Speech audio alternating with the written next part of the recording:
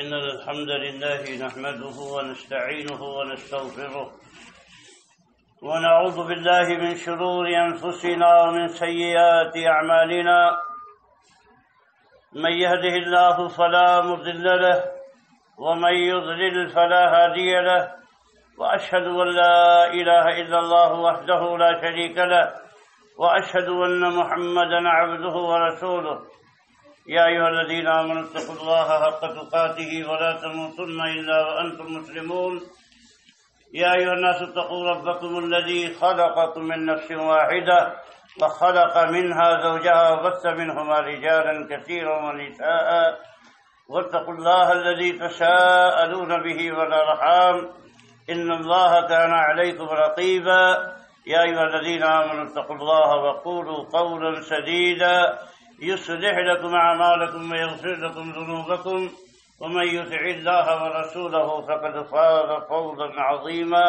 أما بعد فإن أصدق الحديث كتاب الله وخير الهدى هدى محمد صلى الله عليه وسلم وشر الأمور محدثاتها وكل محدثة بدعة وكل بدعة ضلالة وكل ضلالة في النار. أعوذ بالله السميع العليم من الشيطان الرجيم.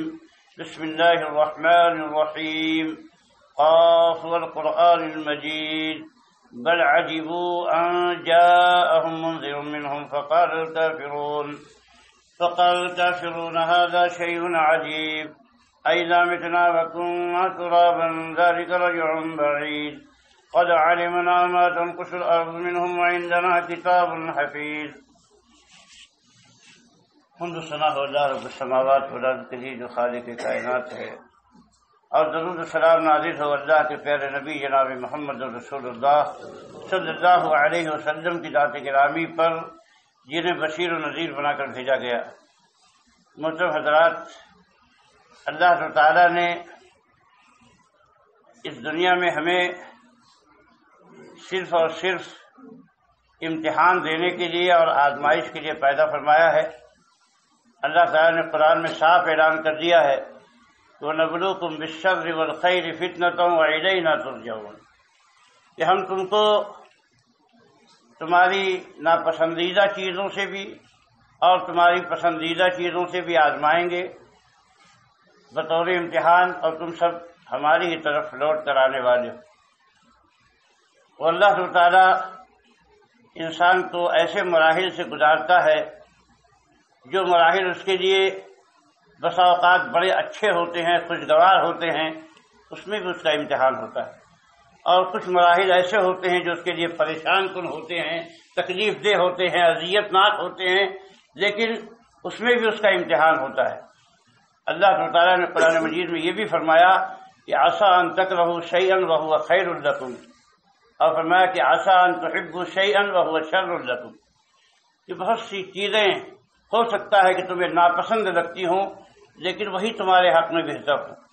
اور فرمایا کہ بہت سی چیزیں تمہیں پسند آتی ہیں لیکن وہ تمہارے حق میں بری ہوتی.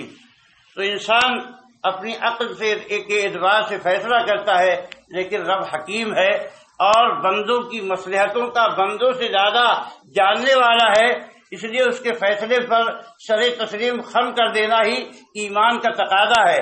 اللہ تعالیٰ نے قرآن مجید میں فرمایا فرمایا کہ اذ جاؤکم من فوقکم ومن اسفل منکم واذ زاغت الابصار وبلغت القلوب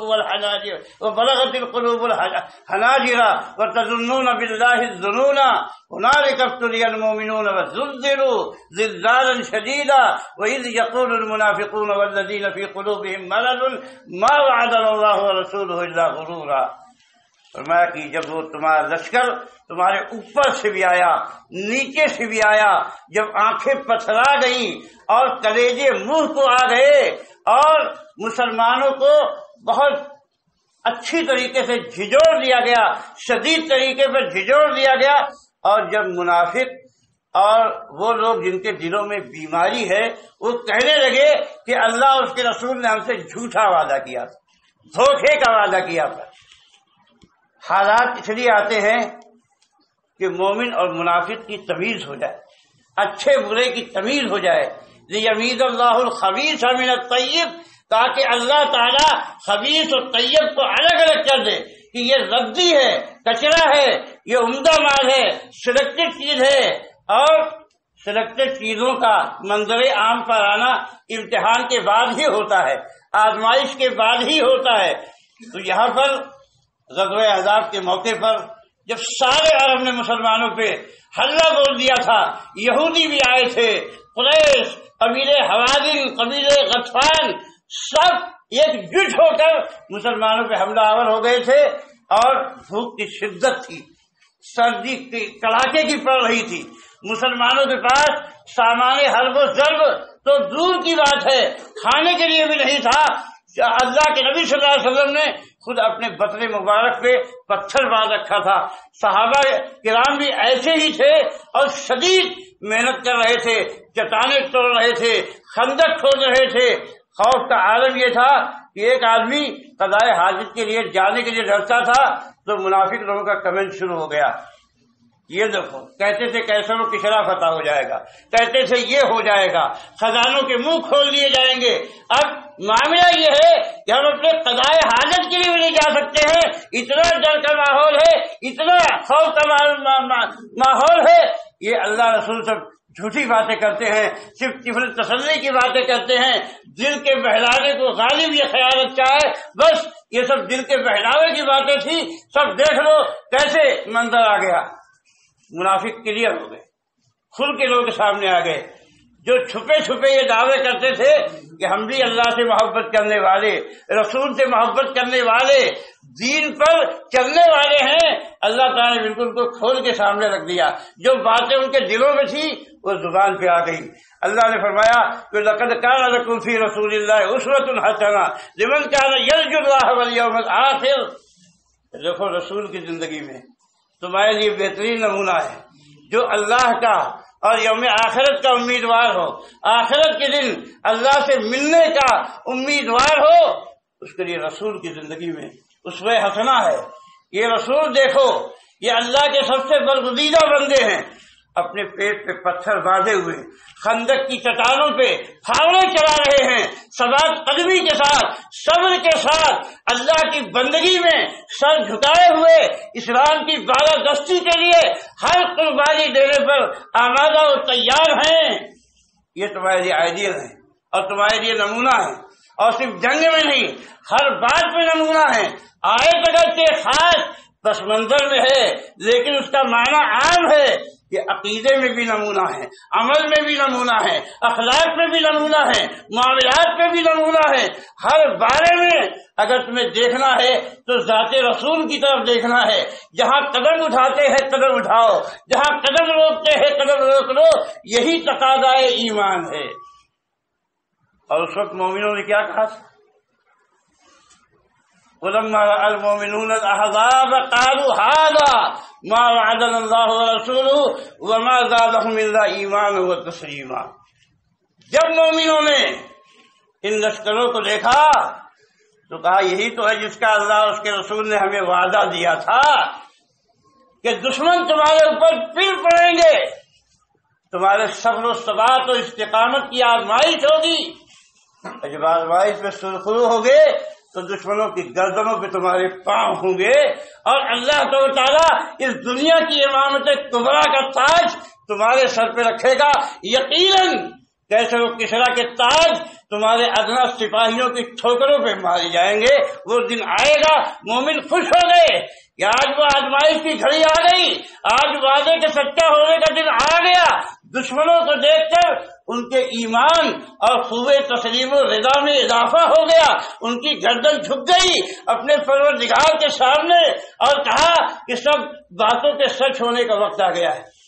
مومن کلیئر ہو گئے، صاف ہو گئے، اپنے عقیدے سے، اپنے ایمان سے، اپنی استقامت سے، اپنے صبر سے، اپنی خوبے رضا و تسلیم سے مومن نمایاں ہو گئے۔ اللہ نے دکھا دیا کہ دیکھو یہ فرق ہوتا ہے منافقوں میں اور مومنوں میں۔ مومنوں کی شان ہی الگ ہوتی ہے، اور مومن کبھی حالات سے مایوس نہیں ہوتا۔ آندھی چلے کہ طوفان آئے، وہ تو بندہ ہے، ہر حال میں بندگی پہ لگا رہتا ہے۔ اس بات سے اس کو مطلب نہیں ہے کہ کون مانے گا کون سنے گا، حالات کیا آئیں گے۔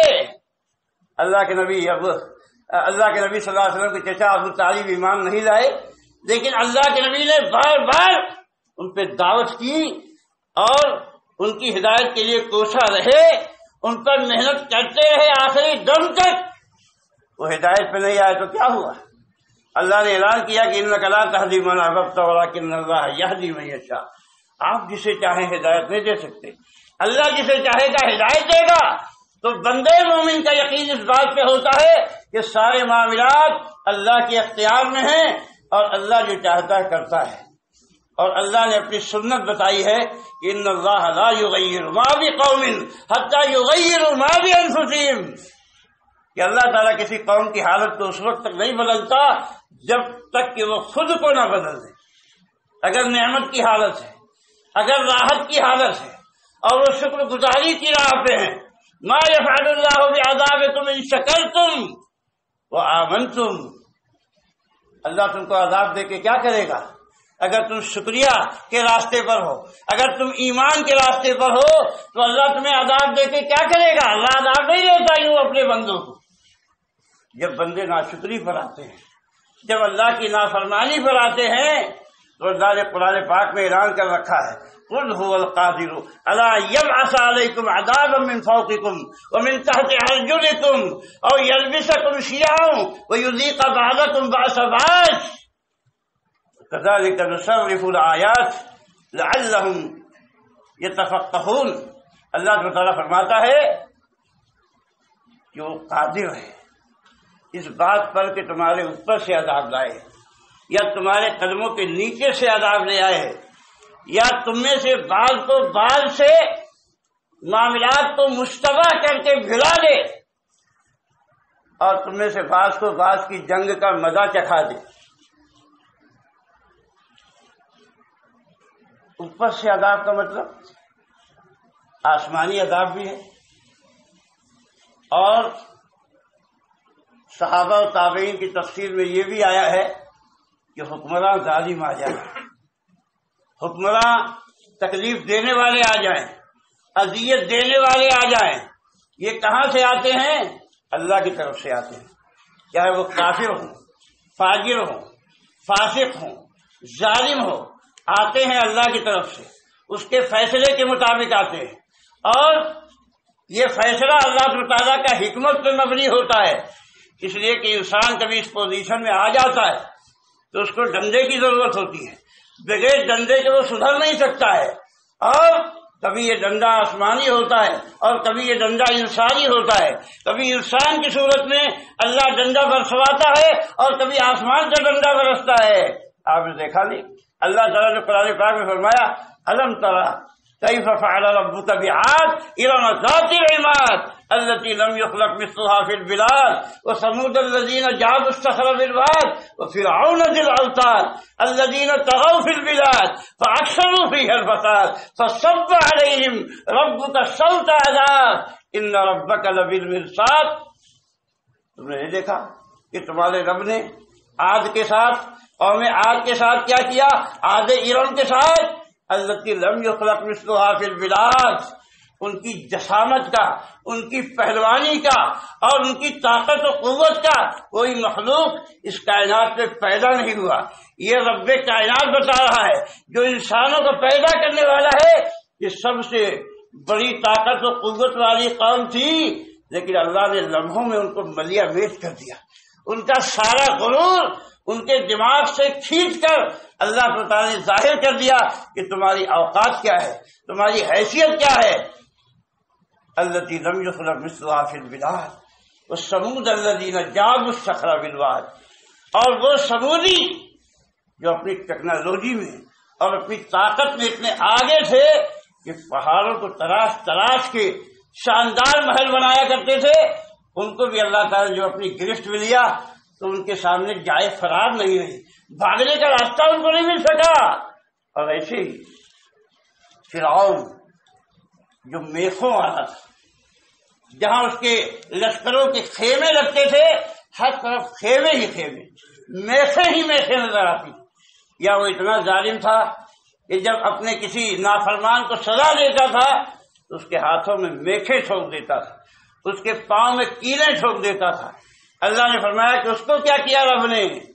فرمایا کہ جب انہوں نے اس زمین میں فساد مچایا اور بہت آگے بڑھ گئے، ادھم مچایا، تو تیرے رب کے عذاب کا کوڑا ان پہ برس گیا، رب نے عذاب کا کوڑا برسا دیا۔ اور آگے کیا فرمایا؟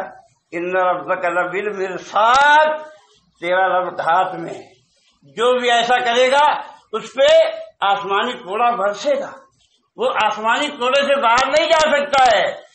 لیکن کبھی کبھی اس کا دستور کیا ہے؟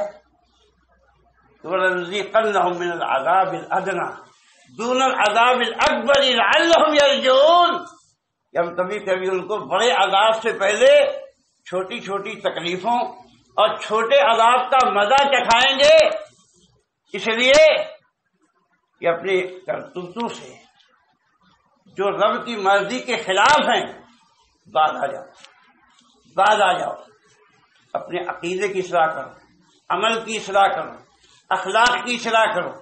اللہ کے نبی صلی اللہ علیہ وسلم نے اس دنیا میں ہر طرح کے شرک و خرافات اور بدعتوں کا خاتمہ کیا، اور سب سے پہلے آپ نے اپنے صحابہ کو یہ سکھایا کہ جہاں بھی جاؤ تو اپنی دعوت کی ابتدا توحید سے کرو۔ حضرت معاذ ابن جبل رضی اللہ تعالیٰ عنہ کو یمن بھیجا تو فرمایا کہ فَلْتَكُنْ أَوَّلَ مَا تَدْعُوهُمْ إِلَيْهِ شَهَادَةُ أَن لَّا إِلَٰهَ إِلَّا اللَّهُ وَأَنَّ مُحَمَّدًا رَّسُولُ اللَّهِ، کہ سب سے پہلے تمہاری دعوت اس بات پہ ہونی چاہیے کہ اللہ کے سوا عبادت کا مستحق کوئی نہیں اور میں اللہ کا رسول ہوں۔ جب وہ یہ بات مان لیں، ان کے سمجھ میں آ جائے تو کہنا کہ اللہ نے 5 وقت کی نمازیں تم پہ فرض کی، اور یہ بات جب مان جائیں تو کہنا تمہارے مال میں زکوٰۃ فرض کی گئی، تؤخذ من اغنیائہم وترد الی فقرائہم، تمہارے مالداروں سے لے کے تمہارے غریبوں میں اس کو لوٹا دیا جائے گا۔ تو یہ مرحلہ توحید کا صحابہ نے اور ان کی ذریت نے اس توحید کو کتنا سمجھا تھا۔ حضرت علی رضی اللہ تعالیٰ عنہ لشکر لے کے نکلے، امام ابن تیمیہ لکھا ہے کہ ایک نجومی سامنے آیا، کہا کہ حضرت قمر عقرب میں ہے، اس وقت آپ نقصان اٹھا جائیں گے، اس وقت مناسب گھڑی نہیں ہے نکلنے کی۔ کہا کہ ہم تیری تکذیب کریں گے اور اللہ کی تقدیر پہ بھروسہ کریں گے، اور نکلے اور زبردست فتح و کامرانی حاصل کی۔ وہ ان باتوں کو خاطر میں نہیں آتے تھے۔ آج مسلم امت ہے، وہ انگوٹھی پہنتی ہے پتھر کی، کہتے عقیق پہننے سے یہ فائدہ ہوگا، نیلم پہننے سے یہ فائدہ ہوگا، پخراج پہننے سے یہ فائدہ ہوگا، اور کہتے گھر کا کلر اس رنگ کا رکھو تو یہ فائدہ ہوگا، اس نقصان سے بچو گے، ڈیکوریشن ایسا کرو، فنگ شوئی۔ اور اسی طریقے سے جو ہے ینگ یانگ کا جو فلسفہ ہے وہ مسلمانوں میں کام کر رہا ہے۔ پتھروں کی پوجا ہو رہی ہے، سورج کی پوجا ہو رہی ہے، پاور اور انرجی کے حصول کے لیے یوگا کیا جا رہا ہے۔ یہ سارے کام، اور اس سے بڑھ کے کہیں قبر پرستی ہو رہی ہے، کہیں بابا پرستی ہو رہی ہے، تعویذ گنجوں کا بازار گرم ہے، پیروں فقیروں کی جیب اور جھولیاں بھری جا رہی ہیں، اور مسلمانوں کے عقیدے کے ڈاکو ان کا عقیدہ لوٹ رہے ہیں۔ اللہ پہ عقیدہ ختم ہو گیا، جنوں شیطانوں اور بھوتوں کا عقیدہ آ گیا ہے مسلمانوں کے اندر، اہل توحید کے اندر، ہر طرف یہ بات پھیلی ہوئی ہے۔ اور ایسے ہی اخلاق اور کردار، اعمال صالحہ، نماز ترک کرنے والے مسلمانوں میں کثرت سے ہو گئے، اور ظاہری اعتبار سے اسلام کے اصولوں اور اسلام کے ضابطوں سے اتنی دوری بڑھ گئی ہے کہ قرون اول سے کوئی مناسبت ہی نظر نہیں آتی۔ کسی کہنے والے نے اسی کو دیکھ کے کہہ دیا تھا کہ وضع میں تم ہو نصارہ تو تمدن میں ہنود، یہ مسلمان ہیں جنہیں دیکھ کے شرمائے یہود۔ اسی رمضان میں نہ جانے کتنے لوگوں نے کہا کہ کیا کریں، بڑی بڑی داڑھی رکھے ہوئے ہماری جماعت کا آدمی ہے اور ہمارا دوست تھا، لیکن لاکھوں روپے ہڑپ کر کے بیٹھ گیا۔ اور دادا گیری کرتا ہے. کسی نے کہا میرا کروڑوں روپیہ لے کے چلا گیا، میرا دوست تھا، میری جماعت کا آدمی تھا، اور ایسے دسیوں معاملات لوگوں نے سنائے. کہا کہ پیسہ لے کے بیٹھ گیا ہے، اپنی تجارت چلا رہا ہے، میں مانگتے پھر رہا ہوں اس کے پیچھے، دیتا نہیں ہے. یہی مسلمانی ہے. مسلمان تو اپنا کلیجہ نکال کے مسلمان کو دے دیتا تھا. اور آج آپ دیکھیں کہ مسلمانوں کی بے راہ روی. شادی بیاہ مسلمانوں کو دیکھ لو، لاکھوں لاکھ روپے، لاکھ روپے کے تو کارڈ چھاپے جا رہے ہیں، جبکہ ملت میں نہ جانے کتنے یتیم، کتنی بیوائیں، کتنے جاہل، کتنے تعلیم کے منصوبے ادھورے ہیں، اور نہ جانے کتنے پیٹ بھوک سے تڑپ رہے ہیں، کتنی خواہشیں ہیں، آرزویں ہیں جو جائز ہیں لیکن قدموں تلے روندی جا رہی ہیں. اللہ کے نبی صلی اللہ علیہ وسلم نے فرمایا لیس المؤمن الذی یشبع وجارہ جائع، کہ وہ مومن ہے ہی نہیں ہے جو اپنا پیٹ بھر لیتا ہے اور اس کا پڑوسی بھوکا رہتا ہے، وہ مومن نہیں ہو سکتا ہے. آج لوگ پوری فیملی کے ساتھ ہر سال حج کرنے جا رہے ہیں، اور اگر کوئی جاتا ہے کہ غریبوں کی مدد کرنا ہے، مدرسوں کے لیے، مسجدوں کے لیے، تو کہتے کاروبار خراب ہے، پیسہ نہیں ہے، زکوٰۃ نہیں ہے. ہر سال عمرہ کر رہے ہیں، ایک گریڈ میں عمرہ کر رہے ہیں، یہ عمرہ بھی فیشن بن گیا ہے. یقین مانو کہ ملت کا درد اور احساس بہت بڑی چیز ہے، اور جب تک مسلمان یہ نقطہ نہیں سمجھے گا کیسے پروگریس ہو سکتا ہے، کیسے ترقی ہو سکتی ہے. حدیثیں اور قرآن کی آیتیں پڑھو اور سمجھو. اللہ کے نبی صلی اللہ علیہ وسلم نے فرمایا کہ انما ینصر اللہ هذه الامة بضعیفها بصلاتهم ودعوتهم واخلاصهم. اللہ تعالیٰ اس امت کی مدد اس کے کمزوروں کی وجہ سے کرتا ہے، اس کے محتاجوں کی وجہ سے، اس کے بیماروں کی وجہ سے، اس کے پریشانوں کی وجہ سے. ان کی نمازیں تمہارے کام آتی ہیں، ان کی دعائیں تمہارے کام آتی ہیں، ان کا اخلاص تمہارے کام آتا ہے. اور وہ حدیث سنی ہے کہ اللہ تعالیٰ قیامت میں پوچھے گا بندے میں بیمار تھا لیکن تو میری عیادت کو نہیں آیا. کہا کہ تو رب العالمین ہے، تو کہاں سے بیمار ہوگا؟ کہا میرا فلاں بندہ بیمار تھا. جب تو اس کے پاس اسے دیکھنے کے لیے جاتا تو مجھے اس کے پاس پاتا. میرے بندے، میرے فلاں بندے نے تجھ سے، میں بھوکا تھا تو نے مجھے کھلایا نہیں. کہا رب تو بھوکا کیسے ہو سکتا ہے؟ کہا میرا فلاں بندہ بھوکا تھا، اگر تو نے اسے کھلایا ہوتا تو آج وہ بینک بیلنس میرے پاس تجھے موجود ملتا. میرا فلاں بندہ پیاسا تھا، میں پیاسا تھا، میں نے تجھ سے پانی مانگا لیکن تو نے پانی نہیں دیا. کہا کہ پروردگار تو کیسے پیاسا ہو سکتا ہے؟ میرا فلاں بندہ پیاسا تھا، اگر تو نے اسے پلایا ہوتا تو اسے میرے پاس پاتا. کیسی باتیں.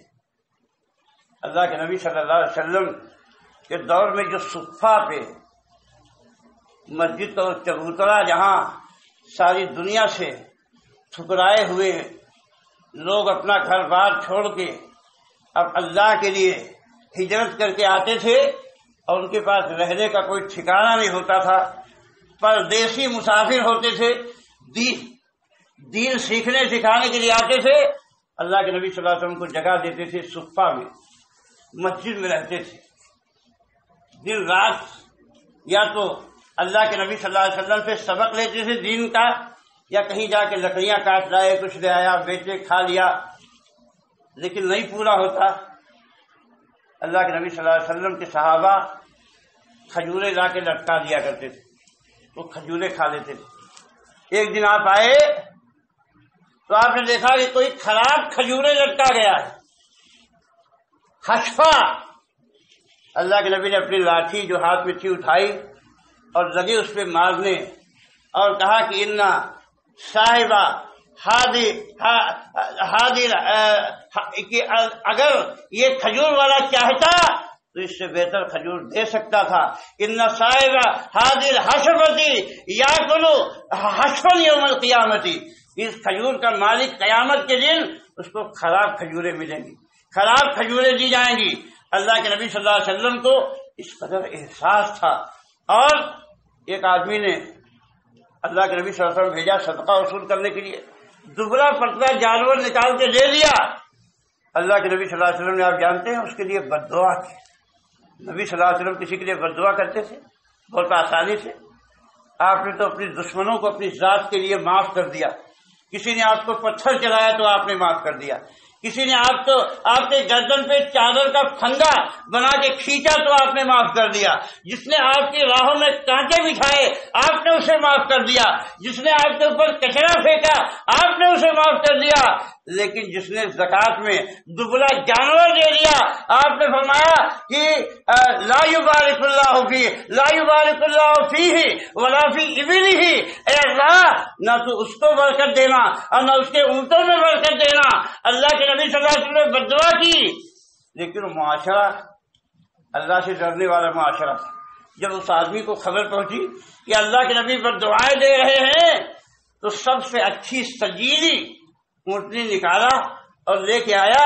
اللہ کے نبی صلی اللہ علیہ وسلم کی خدمت میں کہا، یا رسول اللہ انی اتوب الی اللہ ورسولہ، اے اللہ کے رسول میں توبہ کرتا ہوں اللہ سے، معافی مانگتا ہوں رسول اللہ سے، مجھے معاف کر دیجیے، یہ اونٹنی دے لیجیے۔ اللہ کے نبی صلی اللہ علیہ وسلم فرمایا، تب اے اللہ اس کے مال میں برکت دے دے، اس کے اندر برکت دے دے۔ آپ دیکھ رہے ہیں یہ کیا چیز ہے؟ اللہ کے نبی صلی اللہ علیہ وسلم نے اس احساس کو اتنا بلند کیا کہ فرض قائم رفت ملت سے ہے تنہا کچھ نہیں، موج ہے دریا میں اور بیرون دریا کچھ نہیں۔ ایک مومن دوسرے مومن کے بغیر ادھورا ہے، ایک مومن دوسرے مومن کے بغیر کامل نہیں ہو سکتا ہے۔ اللہ کے نبی نے فرمایا، المومن للمومن کالبنیان یشد بعضہ بعضا، ایک مومن دوسرے مومن کے لیے عمارت کی طرح ہوتا ہے، عمارت کے اجزاء کی طرح ہوتا ہے کہ ایک جز مل کے دوسرے جز کو تقویت پہنچاتا ہے۔ اور فرمایا کہ مثل المومنین فی توادہم وتراحمہم وتعاطفہم کمثل الجسد اذا اشتکى منہ عضو تداعی لہ سائر الجسد بالحمى والسہر، کہ مومنوں کی مثال آپس کی رحمت، شفقت اور محبت میں ایسی ہے کہ جیسے ایک جسم ہوتا ہے کہ جسم کے ایک عضو کو اگر تکلیف پہنچتی ہے تو سارا جسم تڑپ جاتا ہے، سارا جسم تڑپ جاتا ہے اور رات بھر بخار اور تکلیف کی وجہ سے جاگتا رہتا ہے، سارا جسم بے چین رہتا ہے۔ ہاتھ میں تکلیف ہو تو پاؤں تڑپتا ہے، پاؤں میں تکلیف ہو تو آنکھ تڑپتی ہے، اس کو نیند نہیں آتی ہے۔ ایسے مومن کی مثال ہے کہ ایک اگر غریب ہے، ایک فقیر ہے، ایک بیمار ہے، ایک مظلوم ہے، تو اللہ کے نبی نے کیا فرمایا، المسلم اخو المسلم لا یظلمہ ولا یسلمہ، یہ مومن کا بھائی ہوتا ہے، نہ تو خود اس پر ظلم کرتا ہے، نہ اس کو ظالموں کے حوالے کرتا ہے، نہ غریبی کے حوالے کرتا ہے، نہ بیماری کے حوالے کرتا ہے، نہ پریشانی کے حوالے کرتا ہے۔ اللہ تعالیٰ نے ایسا نظام بنایا ہے کہ اگر اس نظام کو مسلمان فالو کریں تو کوئی غریب محتاج نہیں رہے گا، مسلمانوں کی کوئی ضرورت تشنہ تکمیل نہیں رہے گی۔ خالی 2.5%، صرف 2.5%، 10% نہیں کہا، 10%، 20% نہیں کہا، 2.5% ایمانداری کے ساتھ نکال دو، تمہارے مال کی بھی ضمانت ہے کہ تمہارا مال شر سے محفوظ رہے گا، تمہاری جان بھی محفوظ رہے گی، اور ساتھ ہی معاشرہ بھی ڈیولپ ہوگا، سب برابری پہ آ جائیں گے، توازن قائم ہو جائے گا، اونچ نیچ نہیں رہے گا، اور دلوں سے جو دعائیں نکلیں گی رب کی رحمتوں کا نزول ہوگا۔ مسلم شریف کی حدیث ہے، اللہ کے نبی فرماتے ہیں، من نفس عن مومن قربۃ من قرب الدنیا نفس اللہ عنہ قربۃ من قرب یوم القیامہ ومن یسر علی موسر یسر اللہ علیہ فی الدنیا والآخرہ ومن ستر علی مسلم سترہ اللہ علیہ فی الدنیا والآخرہ واللہ فی عون العبد ما کان العبد فی عون اخیہ۔ اللہ کے نبی فرماتے ہیں، جو کسی مومن کی دنیا کی کوئی تکلیف دور کر دے گا اللہ تعالیٰ قیامت کے دن اس کی ایک تکلیف دور کر دے گا۔ اور فرمایا کہ جو کسی تنگ دست پر آسانی لائے گا اللہ تعالیٰ دنیا میں بھی اس پر آسانی لائے گا، آخرت میں بھی اس پر آسانی لائے گا۔ اور جو کسی مسلمان کی پردہ پوشی کرے گا اللہ دنیا میں بھی اس کی پردہ پوشی کرے گا، آخرت میں بھی اس کی پردہ پوشی کرے گا۔ اور جب تک بندہ اپنے بھائی کی مدد میں ہوتا ہے اللہ اس کی مدد میں ہوتا ہے، جب تک بندہ اپنے بھائی کی مدد میں ہوتا ہے اللہ اس کی مدد میں ہوتا ہے۔ اور فرمایا مجتمع قوم فی بیت من بیوت اللہ یتلون کتاب اللہ ویتدارسونہ بینہم الا نزلت علیہم السکینۃ وغشیتہم الرحمۃ وحفتہم الملائکۃ۔ فرمایا کہ جب مسلمان جمع ہو کے اللہ کے گھر میں اللہ کی کتاب کی تلاوت کرتے ہیں، آپس میں اس کا مدارسہ کرتے ہیں، پڑھتے پڑھاتے ہیں، تو اس اجتماع میں کتنی برکت ہوتی ہے۔ اللہ تعالیٰ فرماتا ہے کہ ان پہ اطمینان نازل ہوتا ہے، آسمان سے اطمینان اور سکون نازل ہوتا ہے، رحمت ان کو ڈھانپ لیتی ہے، فرشتے ان کو گھیر لیتے ہیں، وَذَكَرَهُمُ اللَّهُ فِي مَنْ عِندَهُ، اور اللہ ان کا تذکرہ کرتا ہے ان لوگوں کے سامنے جو اس کے پاس ہوتے ہیں۔ اور فرمایا کہ من بطا بھی عملہ لم یسرع بھی نسبہ، جس کا عمل اس کو پیچھے کر گیا اس کا نسب اس کو آگے نہیں کر سکتا، چاہے جتنے بھی بڑے سید ہو، چاہے جتنے بھی بڑے خان صاحب ہو، چودھری صاحب ہو، انصاری صاحب ہو، یہ نسبتیں کچھ کام کی نہیں ہیں اگر عمل میں پیچھے ہو۔ اللہ کے یہاں کوئی مقام و مرتبہ نہیں ہوگا اگر عمل میں پیچھے ہے۔ یہ حدیث آخر کس دن کے لیے؟ کیا یہ معاشرہ واقعی آج آپ دیکھو کہ جس کے پاس 10 لاکھ زکوٰۃ نکلنی چاہیے، ایک صاحب کہتا کہ مولانا میں نے 15,000 روپے شروع ہی میں نکال کر رکھ دیا بانٹنے کے لیے۔ آپ سوچیے کہ جس کے پاس لاکھوں روپے کی زکوٰۃ نکلنا چاہیے اور آدمی کہے کہ میں نے 15,000 نکال دیا، جس کے پاس 10 لاکھ کی زکوٰۃ نکلنی چاہیے وہ 2 لاکھ نکال کے بیٹھ گیا۔ اور وہ بھی کیا کر رہے ہیں لوگ، کیا کر رہے ہیں لوگ، کتنے بد اخلاق ہو گئے ہیں، کتنے پست ہو چکے ہیں کہ آپ دیکھ رہے ہیں بڑے بڑے علماء، حدیثیں پڑھانے والے، فقہ پڑھانے والے، ایک جاہل شیخ صاحب کھاٹ پہ بیٹھے ہوئے ہیں، علماء کی لائن ان کے سامنے لگی ہوئی ہے، بھک منگے بھی وہیں کھڑے ہیں، عورتیں بھی وہیں پر آ کے لائن لگائے ہوئے ہیں، وہ ڈانٹ رہے ہیں، چلا رہے ہیں، منہ سے جھاگ نکل رہا ہے، 100 روپے بانٹ رہے ہیں۔ آپ سوچو یہ اخلاق ہے، اخلاق کی پستی اور گراوٹ کی انتہا ہے۔ کیسے اللہ کی رحمت آئے گی، کیسے اللہ کی رحمت آئے گی، کیسے اللہ کی مدد آئے گی؟ اللہ کے نبی صلی اللہ علیہ وسلم نے فرمایا ان من اجلال اللہ اکرام ذی الشیبۃ المسلم وحامل القرآن غیر الغال فیہ والجافی عنہ، یہ اللہ کی عزت ہے، اللہ کا رسپیکٹ ہے، اللہ کو عزت دینا ہے۔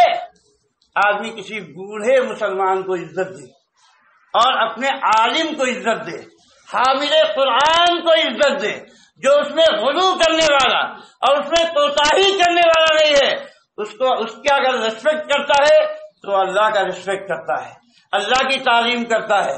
اور اس کا دوسرا مطلب کیا ہوا؟ اگر وہ ان کا ریسپیکٹ نہیں کرتا تو اللہ کی بے عزتی کر رہا ہے، اللہ کا ریسپیکٹ نہیں کر رہا ہے۔ اور جو اللہ کا ریسپیکٹ نہیں کرے گا اللہ اس کو عزت دے گا، اللہ اس کو عزت دے گا۔ آپ سمجھ رہے ہو؟ اللہ کے نبی صلی اللہ علیہ وسلم نے فرمایا بسا اوقات آدمی کوئی کام کرتا ہے اور سوچتا ہے میں بڑا کام کر رہا ہوں، میں صحیح کام کر رہا ہوں، حالانکہ اس کام کی حقیقت اسے معلوم بھی نہیں ہوتی۔ نمازیں پڑھتا ہے، نمازیں اس کے منہ پہ مار دی جائیں گی، روزے رکھتا ہے، روزے میں سوائے بھوک پیاس کے اس کو کچھ ہاتھ نہیں آتا، مال بانٹتا ہے، لیکن وہ مال اس کے لیے وبال جان بن جائے گا، وہ مال اس کو فائدہ نہیں دے گا، چاہے لاکھوں بانٹے، کروڑوں بانٹے تو کچھ فائدہ ملنے والا نہیں ہے، اس لیے کہ اس کی روح نکل گئی۔ وہ طریقہ جو اللہ کو مطلوب ہے اس طریقے سے اس نے دیا نہیں، اس ادب کے ساتھ اس نے دیا نہیں، اس تعظیم کے ساتھ اس نے دیا نہیں، اللہ کا ریسپیکٹ کیا نہیں، رسول کا ریسپیکٹ کیا نہیں، وہ سب باتیں قابل قبول نہیں ہوں گی۔ حضرات گرامی، اسی لیے اللہ کے نبی صلی اللہ علیہ وسلم نے فرمایا کہ رب صائم لیس له من صیامہ الا الجوع ورب قائم لیس له من قیام الا السحر۔ بہت سارے روزے دار ایسے ہیں جن کو بھوک پیاس کے علاوہ کچھ نہیں ملے گا، بہت سے قیام اللیل کرنے والے ایسے ہیں جن کو رات جاگنے کے سوا کچھ نہیں ملے گا۔ کیوں؟ اس لیے اس کی روح نکل گئی۔ اللہ کے نبی نے کیا فرمایا؟ من لم يدع قول الزور والعمل به فليس لله حاجة في ان يدع طعامه وشرابه، کہ جو آدمی جھوٹ بولنا اور جھوٹے غلط کام کرنا نہ ترک کر دے، اس کو اس بات کی ضرورت نہیں ہے کہ بھوکا پیاسا رکھے۔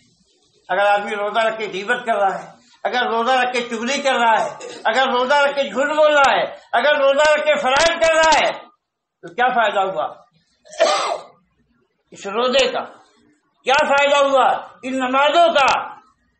اللہ کے بندو، اللہ کے نبی صلی اللہ علیہ وسلم نے اپنے صحابہ کو مخاطب کر کے فرمایا کہ استحیوا من اللہ حق الحیا، اے میرے صحابہ، اللہ سے ایسے حیا کرو جیسے حیا کرنے کا حق ہے۔ صحابہ نے کہا یا رسول اللہ انا لنستحی والحمدللہ، کہا کہ اللہ کے رسول ہم تو حیا کرتے ہیں، اللہ تمام الحمدللہ ہم حیا کرتے ہیں۔ آج آدمی کیا کہتا ہے؟ الحمدللہ ہم اللہ سے ڈرتے ہیں، الحمدللہ ہم پکے نمازی ہیں، الحمدللہ ہم دیندار ہیں۔ ذرا دیکھو سی، صحابہ کا دعویٰ ہے یا رسول اللہ انا لنستحی والحمدللہ، اے اللہ کے رسول ہم الحمدللہ اللہ سے حیا کرتے ہیں۔ کہا نہیں صدق، نہیں، یہ بات نہیں ہے۔ ولکن الحیا حق الحیا ان تحفظ الراس وما عوى والبطن وما حوى وتذكر الموت والبلا ومن اراد الآخرة ترك زینة الدنیا ومن فعل ذلك فقد استحیا من اللہ حق الحیا۔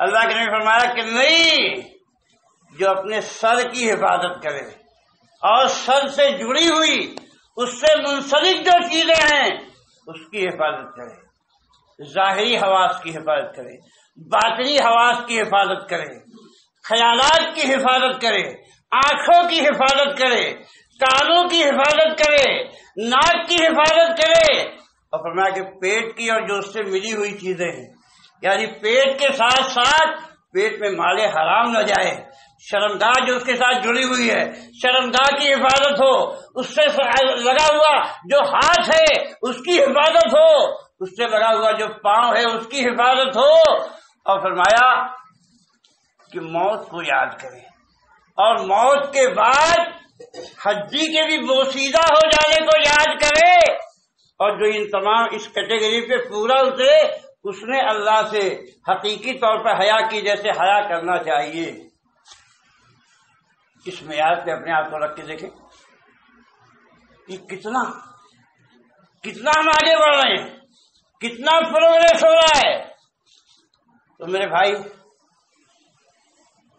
یہ رمضان اسی لیے آتا ہے کہ آپ کے عقیدے کی اصلاح ہو، ہمارے عمل کی اصلاح ہو، اخلاق کی اصلاح ہو، بلندیاں ہمارے اندر پیدا ہوں، ملت کے ساتھ جینے کا جذبہ پیدا ہو۔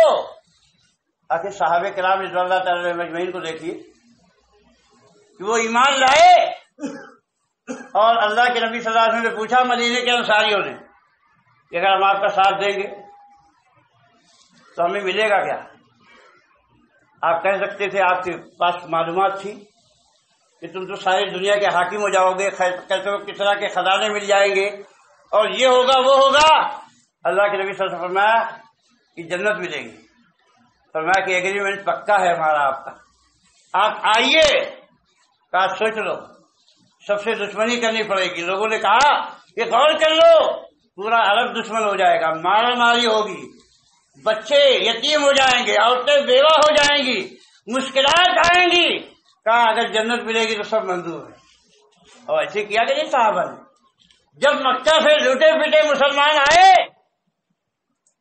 تو ایک ایک انصاری جو ہے مہاجر کو لے کے گیا اور کہا یہ میرا گھر ہے، اس میں آدھا آپ کا ہے، یہ میری کھیتی ہے، اس میں آدھی آپ کی ہے، میرے پاس 2 بیویاں ہیں، جس کو کہیں ہم طلاق دے دیتے ہیں۔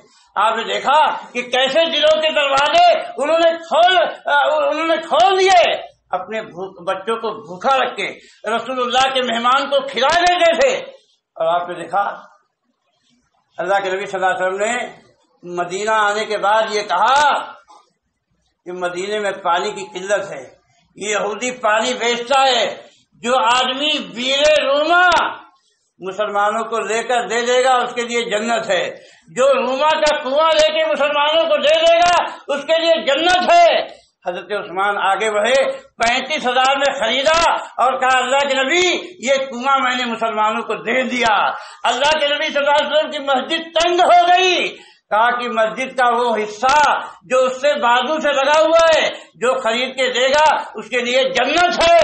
حضرت عثمان آگے بڑھے، 25,000 میں خریدا اور کہا اللہ کے نبی یہ میں نے مسلمانوں کے لیے وقف کیا، آپ اپنی مسجد میں اس کو شامل کر لیجئے۔ اللہ کے نبی نے فرمایا کہ جو جیش العسرہ، جو تنگی کا لشکر ہے جو جا رہا ہے، جو اس کو تیار کرے گا اس کو بدلے میں جنت ملے گی۔ حضرت عثمان کھڑے ہوئے، 300 سجی سجائی اٹھنیاں نکیل کے ساتھ، کجاوے کے ساتھ لا کے نبی صلی اللہ علیہ وسلم کے دربار مبارک پہ حاضر ہوئے، دروازے پہ کھڑی کر دی اور سونے کے 1000 سکے لے کر آئے، چمکتے ہوئے سکے نبی کے دامن میں ڈال دیے۔ اللہ کے نبی کا چہرہ خوشی سے کھل اٹھا، آپ اس کو اچھالتے جاتے تھے اور کہتے تھے کہ ما ضر عثمان ما عمل بعد اليوم، آج کے بعد عثمان کچھ بھی کرے اس کو کچھ نقصان نہیں ہوگا۔ یہ جذبات، یہ احساسات ملت کے ساتھ جینے کا۔ ارے پیسے والوں دیکھو، عبداللہ ابن مبارک کو اللہ نے بہت پیسہ دیا، بہت علم دیا تھا، محدث بھی تھے، فقیہ بھی تھے، زاہد بھی تھے، مجاہد بھی تھے۔ ہر سال یا تو حج کرنے کے لیے جاتے تھے یا تو جہاد کرنے کے لیے جاتے تھے، لیکن ایسے حج نہیں کرنے جاتے تھے، اپنے خرچ پہ پورے محلے میں جو آدمی حج کرنے جاتا ہے سب کو لے کے جاتے تھے، اور جب وہاں سے واپسی ہوتی تھی سب کو پیسہ دیتے تھے کہ سب اپنے گھر والوں کے لیے گفٹ خرید کے لے جاؤ۔ کتنے بیواؤں کی خبر گیری تھی، کتنے یتیموں کا خرچہ چلاتے تھے، کتنے علماء کی کفالت کرتے تھے، کتنے طالب علموں کا خرچہ اٹھاتے تھے۔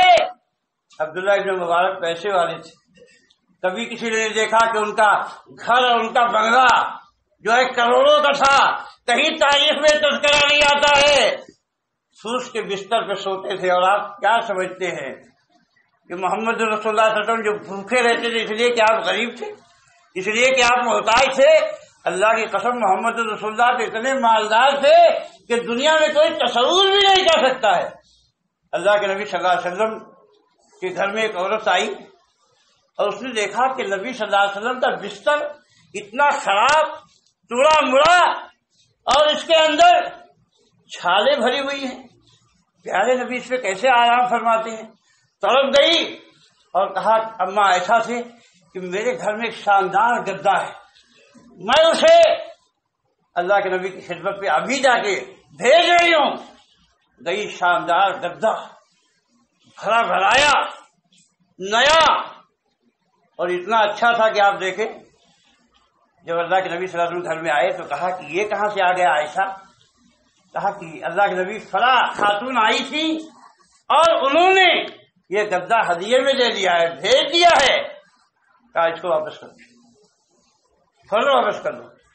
اما عائشہ فرماتی اتنا اچھا تھا، میرا دل اس سے اتنا لگ گیا تھا کہ میرا دل مانا نہیں، میں نے واپس نہیں کیا۔ اللہ کے نبی آئے، کہا عائشہ تم نے واپس نہیں کیا؟ واپس نہیں کیا؟ جانتی ہو واللہ لو شئت لجرى هذه الجبال معي ذهبا، اے عائشہ تم میرا مقام کیا جانو کہ اگر میں اشارہ کروں، اگر میں چاہوں تو یہ مدینے کی پہاڑیاں میرے ساتھ سونا بن کے دوڑے گی، سونا بن کے دوڑے گی۔ یہ میرا زہد اضطراری نہیں ہے، اختیاری ہے۔ میں نے مجبوری میں یہ راستہ اختیار نہیں کیا ہے، بلکہ میں نے چنی ہے، یہ کانٹوں بھری راہ میں نے چنی ہے۔ اور جانتے ہیں آپ کو کہ ہوا کیا تھا؟ حضرت جبریل امین اللہ کے نبی صلی اللہ علیہ وسلم کی خدمت میں بیٹھے ہوئے تھے کہ آسمان کی طرف جبریل نے نظر اٹھائی اور کہا یہ محمد صلی اللہ علیہ وسلم ایک فرشتہ آسمان سے آ رہا ہے، جب سے پیدا ہوا آج تک زمین پہ اترا نہیں ہے، آپ سے ملنے آ رہا ہے۔ آیا، فرشتے نے سلام کیا اور کہا کہ یہ محمد تمہارے رب نے صلی اللہ علیہ وسلم مجھے تمہاری خدمت میں بھیجا ہے۔ ملکن اجعلک عبدا رسولا، سوال یہ ہے تمہارے سامنے، چوائس یہ ہے کہ تمہیں بادشاہ بنا دیا جائے، بہت بڑا بادشاہ، یا بندہ رسول بننا چاہتے ہو۔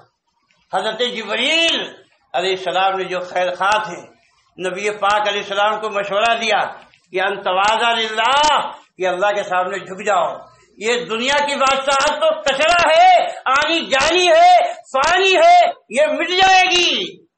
اللہ کے نبی فرمایا کہ لا بل عبد رسولہ، میں تو بندہ رسول بننا چاہتا ہوں۔ اما عائشہ نے فرمایا کہ اللہ کے نبی آپ ٹیک لگا کے کھائیے، آرام ملے گا، کیوں ایسے بیٹھ کے کھا رہے ہیں؟ کہا نہیں، اجلسو کما یجلس العبد وآکل کما یاکل العبد، میں تو ایسے بیٹھوں گا جیسے غلام بیٹھتا ہے۔ میں ایسے، آپ نے سر جھکا لیا، اتنا جھکایا کہ لگتا تو سجدے میں چلے جائیں گے۔ کہا میں تو ایسے بیٹھتا ہوں جیسے غلام بیٹھتا ہے، جیسے بندہ بیٹھتا ہے، اور میں ایسے کھاتا ہوں جیسے غلام کھاتا ہے، جیسے بندہ کھاتا ہے۔ باتیں تو بہت ساری ہیں، انبیاء کی، صحابہ کی، اولیاء اللہ کی۔ میرے بھائیوں، کیونکہ خطبے کا وقت بہت مختصر ہوتا ہے، وہ آیت جو میں آپ کو بنیادی طور پر سنانا چاہ رہا تھا اس کو سنانے کا وقت نہیں رہ گیا، پھر کسی موقع پر۔ لیکن ایک بات دھیان رکھیں کہ اللہ کی سنت کبھی بدلتی نہیں، کبھی بدلتی نہیں۔ جن قوموں نے اچھا کیا، ان احسنتم احسنتم لانفسکم وان اسأتم فلہا، اگر تم اچھا کرو گے تو اپنے لیے اچھا کرو گے، اگر برا کرو گے تو اپنے لیے برا کرو گے۔ اور اللہ تعالیٰ نے بنی اسرائیل سے فرمایا عسیٰ ربکم ان یرحمکم وان عدتم عدنا وجعلنا جہنم للکافرین حصیرا، اگر تم اچھا کرو گے، اللہ تعالیٰ نے فرمایا کہ قریب ہے کہ تمہارا رب تم پہ رحم فرمائے، لیکن ایک بات کو دھیان رکھو، اگر تم نے پھر فساد کیا، بدعملی کی، تو ہم پھر واپس وہی سنت لے آئیں گے، وہی ڈنڈا تمہارے لیے لے آئیں گے، اور کافروں کو جہنم، کافروں کے لیے ہم نے جہنم کو قید خانہ بنایا۔ میرے بھائیوں، آج جو حالات ہیں، یہ حالات ہمارے آپ کے لائے ہوئے ہیں، اور منٹوں کا کام ہے۔ آپ اپنے آپ کو بدلیے، اللہ تعالیٰ یہ سارا سسٹم بدل دے گا، اللہ کی قسم بدل دے گا۔ اللہ تعالیٰ نے قرآن مجید میں اس کا وعدہ کیا رکھا ہے کہ تم اپنے آپ کو بدلو، توحید پہ آؤ، اتباع کتاب و سنت پہ آؤ، مسجدوں کو نمازوں سے آباد کرو، اور اپنے اخلاق اور کردار میں بلندی پیدا کرو۔ اللہ تعالیٰ تمہارے حالات کو بدل دے گا۔ یہی سمجھنے کی باتیں ہیں، یہی سمجھانے کی باتیں ہیں۔ اللہ سے دعا کرنی چاہیے کہ اے اللہ، ہم نے جو یہ رمضان پایا ہے، جو عبادتیں کی ہیں، اے اللہ ہمیں عبادتوں کا خوگر بنا دے، اخلاص کے ساتھ ہمیشہ عبادت کرنے کی توفیق عطا فرما، نمازوں کا پابند بنا دے، روزوں کی اہمیت ہمارے دلوں میں بیٹھا دے، اے اللہ ہمیں تلاوت قرآن سے جوڑ دے، اے اللہ ہمارے اندر توحید پیدا فرما دے، اے اللہ ہمارے اندر اتباع کتاب و سنت کا جذبہ پیدا فرما دے، اے اللہ ہمارے اندر اخلاص پیدا فرما، اے اللہ اپنے سامنے بندگی کے ساتھ جینے کی توفیق عطا فرما، اے اللہ ہمیں سرکشی سے بچا، معصیتوں سے بچا، گناہوں سے بچا، اے اللہ تو مظلوم مسلمانوں کی مدد فرما، ساری دنیا میں جہاں جہاں مسلمان مظلوم ہیں، اے اللہ مغلوب ہیں، اے اللہ تو انہیں غالب کر، اے اللہ ان کے ظالموں کو کیفر کے ذات تک پہنچا دے، اے اللہ تو اپنی رحمتوں کا نزول فرما، اے اللہ ہمیں ان لوگوں میں شامل فرما دے جو اس رمضان میں جہنم سے آزاد کر دیے جائیں گے۔ اے اللہ جنہیں جنت کا پروانہ مل جائے گا، اے اللہ ہمیں بھی ان میں شامل فرما دے۔ اے غفور الرحیم، بے شک ہم گنہگار ہیں لیکن تو بڑا رحمان الرحیم ہے۔ اے اللہ تیری رحمتیں بے پناہ ہیں، تو 100 آدمیوں کے قاتلوں کو معاف کر دیتا ہے۔ اے اللہ ہم بھی نادم ہیں، اپنے گناہوں پہ شرمندہ ہیں، اے اللہ تو ہمیں بھی معاف فرما دے، اپنے کرم سے اپنے فضل سے ہمیں معاف فرما دے۔ اے اللہ ہمیں دین پر استقامت کی توفیق عطا فرما۔ اقول قولی ھذا واستغفر اللہ لی ولکم ولسائر المسلمین من کل ذنب وصلی اللہ تعالی علی نبینا محمد۔